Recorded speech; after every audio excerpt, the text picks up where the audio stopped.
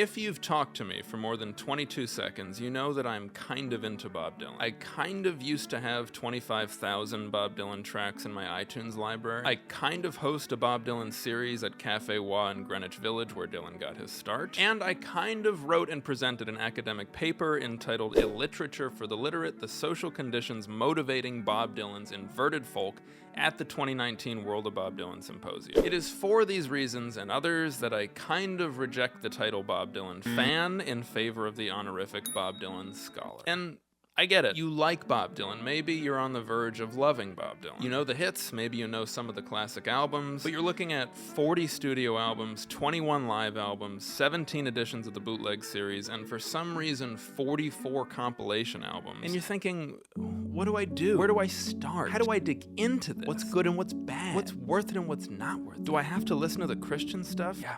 You do. Or you're like me, and you already have opinions on all of these albums, and you just want that delicious pleasure of agreement and disagreement that only comes from the meaningless activity of watching somebody list things. Either way, you've come to the right place. I've been meaning to do this for a while. Hopefully this will be a useful guide for you as you commence your Bob Dylan journey. So without further ado, let us commence ours.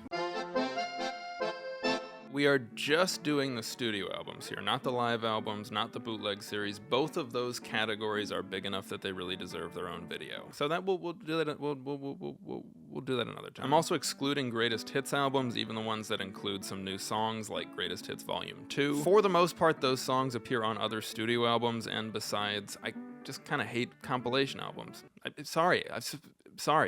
just hate them. Lastly, I am going to break these up by decade, so this one is just going to focus on his 1960s work. The last ground rule is please like this video and please subscribe to my page.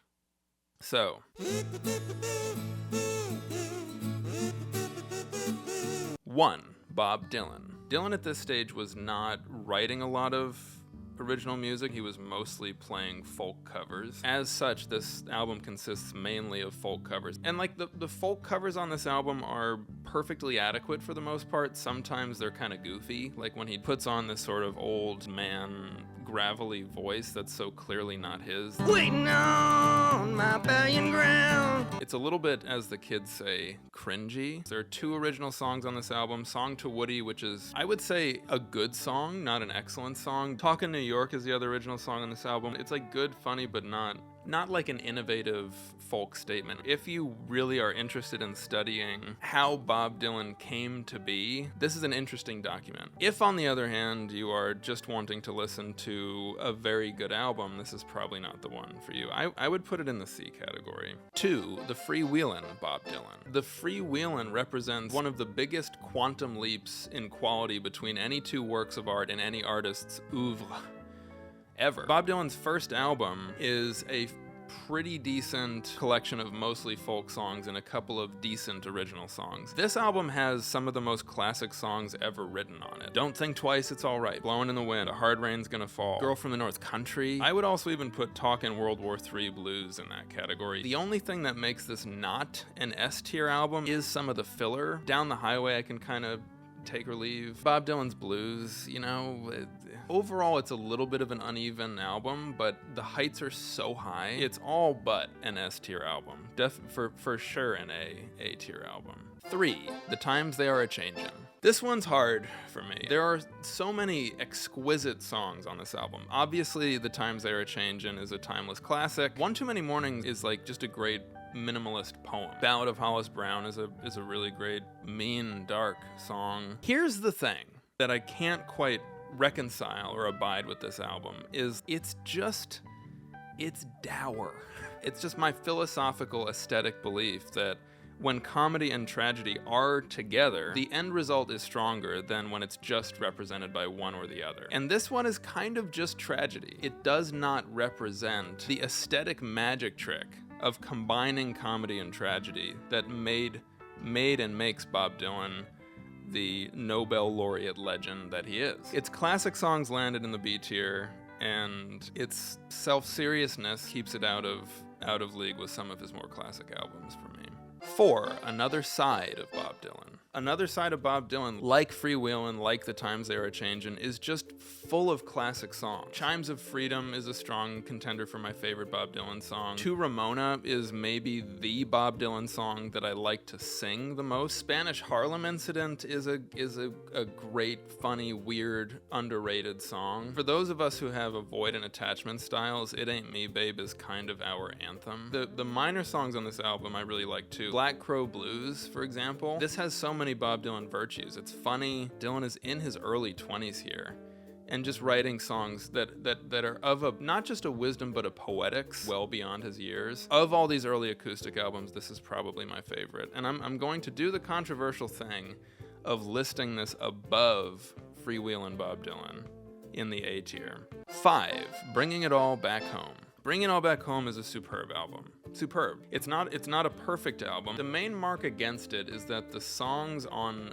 side 1, there are a couple that are dismissible. Outlaw Blues, for example. On the Road Again is also like a fun, funny, witty, cheeky blues song, but Maggie's Farm is just a better version of that song. Having said all that, the heights on this album are tied for the highest in his entire career. Mr. Tambourine Man, exquisite poem, exquisitely delivered. It's All Right Ma. Gates of Eden, It's All Over Now, Baby Blue. Maggie's Farm, Subterranean Homesick Blues. Love Mine is Zero and She Belongs to Me. I don't think these are the best versions of those songs. Something about the sort of jangly, birdsy studio format just doesn't suit them in my opinion, but those are beautiful songs too. Bringing It All Back Home, I think, is for sure an S tier album. I think it's lower S tier ultimately, but it's indispensable. 6, Highway 61 Revisited. Ultimately, my philosophy of art and of albums is that a good album is in part defined by a total absence of excess. This, to me, is that. It has no dull moments on it. Like a Rolling Stone is often cited as his best song and occasionally cited as the best song. Is it the best song? No. Is it his best song? No. Is it a reasonable choice if you had to make a choice for those two categories? Sure. It has arguably his best song on it, but then also some songs that just hit in such a special way that's so hard to describe. Queen Jane Approximately is one of those. Just like Tom Thumb's Blues is another. Ballad of a Thin Man is a career-defining statement. Suffice to say, they are all great, and together in this sequence, they are greater than the sum of their parts, far greater than the sum of their parts. To me, this is the defining Bob Dylan album. It helps if you have a sort of appetite for poetic language. If you're that kind of person, this is what you should start with. It's his best album. 7, Blonde on Blonde. This album has some bloat. Temporary Like Achilles is not an essential song. Pledging My Time is not an essential song. Obviously Five Believers, while fun, is not an essential song. Sad-Eyed Lady of the Lowlands I really don't love. I don't love the imagery in that song. There's something about it that feels reaching. It's like reaching for the emotions that it's talking about. Having said all that, the lyrical style is still fresh, innovative. It's at the frontier of what popular music could be in that day. It is still part of the first great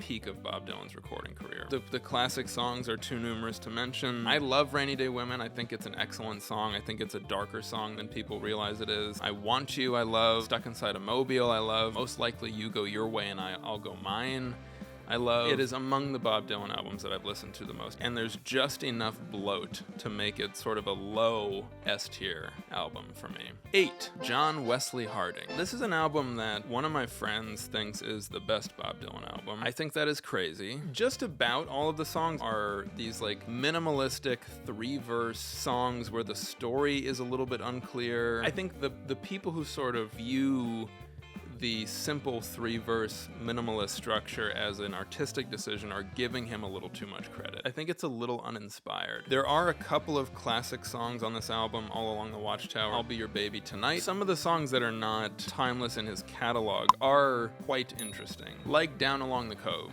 It's interesting. Dear Landlord is musically a very rich song and lyrically an interesting song. I Dreamed I Saw St. Augustine is interesting. Wicked Messenger is interesting. None of these songs are great though. The take that it's a minimalist masterpiece is overstating the case for this album. I would put it comfortably in the B tier behind Times They Are A-Changin'. 9, Nashville Skyline. This is the album in Bob Dylan's discography that's kind of like, and I hate that I'm referencing this, but I am. What's that John Mayer album? Born and Raised. The whole album, in both cases, is like essentially a costume. This one has a lot of charm. It's a charming costume. Tonight I'll Be Staying Here With You is charming. Country Pie is sort of a funny country song. One More Night is a song I like. The song on this album that almost justifies the genre experiment is I Threw It All Away. It does what great country songs do, which is articulate a profound emotion with very few ingredients. As for the greatest hit on this album, Lay Lady Lay, I don't hate it, but I think of songs of his that appear on greatest hits albums, I think it kind of is one of the worst ones. This album to me feels like the first time in his career that he's really bereft for inspiration, and he's trying to find it by being something else. I don't hate this album, I listen to it. On the whole, I put this in that B tier behind John Wesley Harding.